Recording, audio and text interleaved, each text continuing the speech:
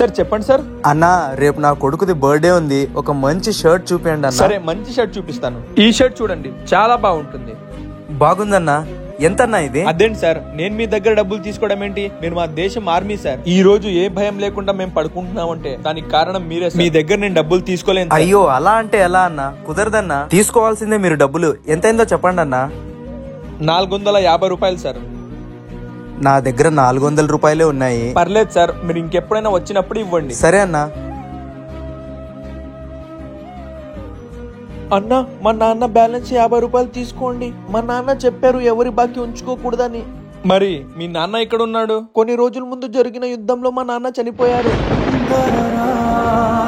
బాధపడకరా, ఇక నుంచి నన్నే మీ అన్నయ్య అనుకో. నీకేం అవసరం పడినా నన్ను అడగరా, నేను నీకు తోడుగా ఉంటాను.